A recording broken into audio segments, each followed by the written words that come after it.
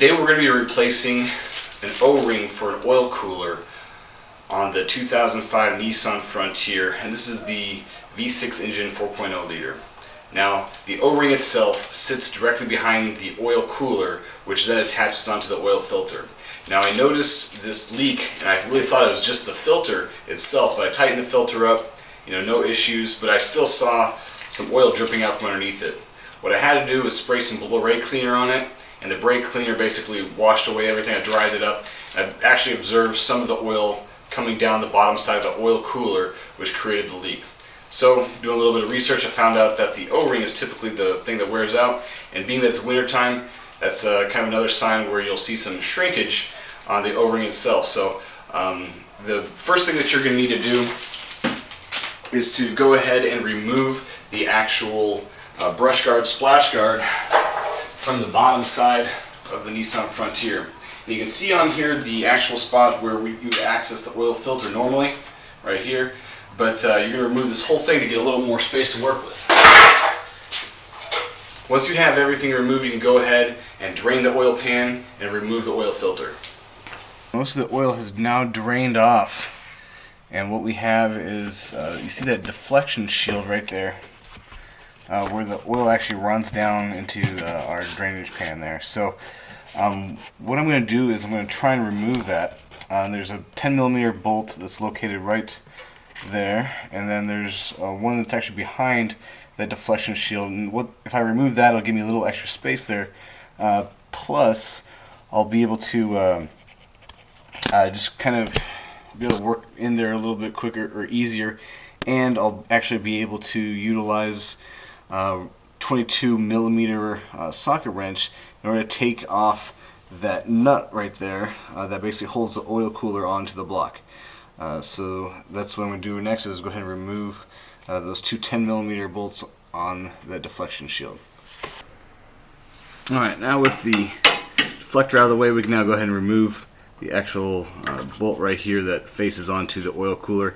That's with a 22mm socket.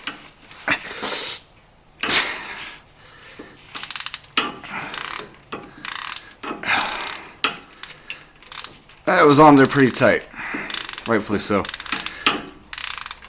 Alright, a little more oil coming out of there right now.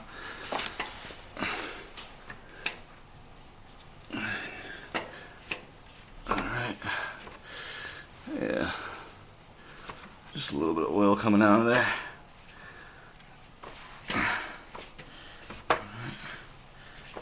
Definitely, oh, there we go. Oh, definitely a lot of sludge in there.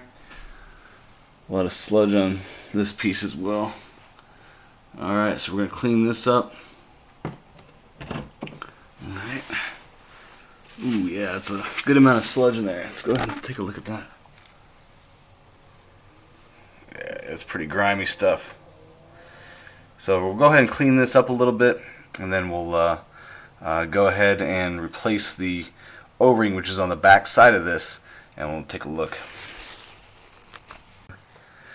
Alright, so here we have the oil cooler. I cleaned it up a little bit, but as I flip it over on the back side, you can see that O-ring that sits on there, just right there. And so that O-ring is what needs to get replaced, and it seals up on the back side right there, right on the engine block. So we're going to go ahead and take that one out and show you the new one. Alright, here's the two O-rings that we have, and this is what came off of the truck.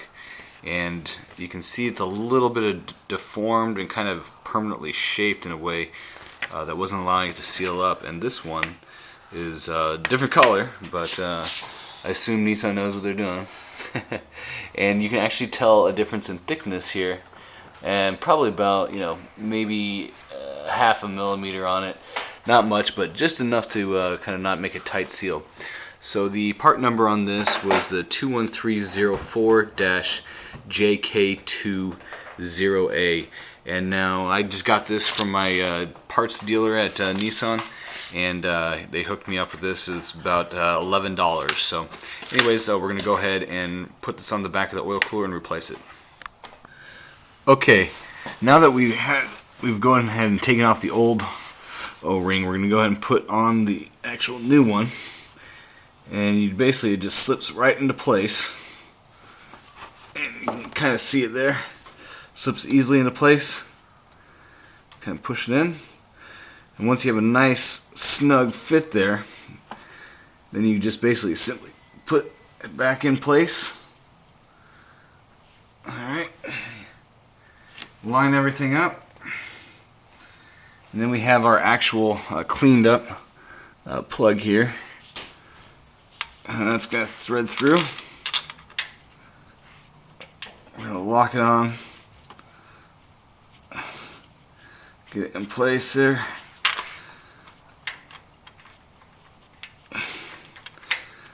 Thread this puppy on. Alright.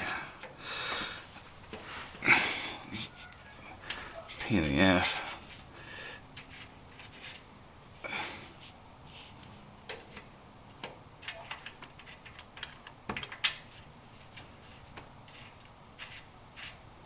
There we go. Alright.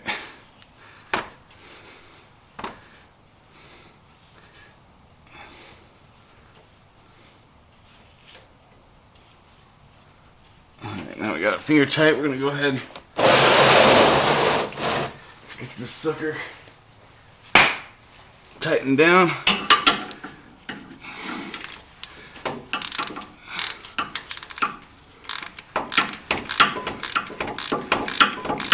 Hold it into position.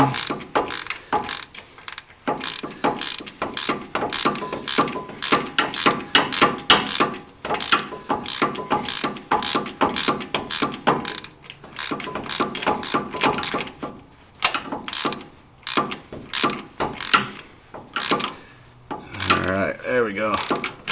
Well, that is nice. Nice and snug. Now we're going to go ahead and torque it down to spec. I'm going to go ahead and get out my torque wrench for that. Alright, now that we got the oil cooler on, we're going to go ahead and make sure it's torqued down to spec. Now, using the 20mm socket, we're going to torque it down to 36 foot-pounds here. And so it should break on that number. So let's see here. There you go. Yep, there it goes. So it's torqued down to spec, and now what we can do is put on the new oil filter, and should be okay. We'll top it off with oil and get this thing started. Alright, so we went ahead and reinstalled the oil deflection shield right here. And the next step is to go ahead and put in a new oil filter. Make sure you oil the top lip or the O-ring on this. Alright.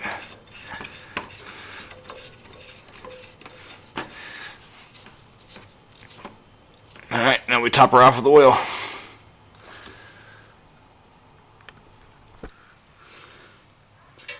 Okay, so went ahead and took it for a test drive, and it is working. The oil pressure gauge was working, so that was positive. I feel this, and it's hot to the touch, which means oil is circulating through it. So we're good to go. So now all we have to do is replace the shield, and we should be all set. So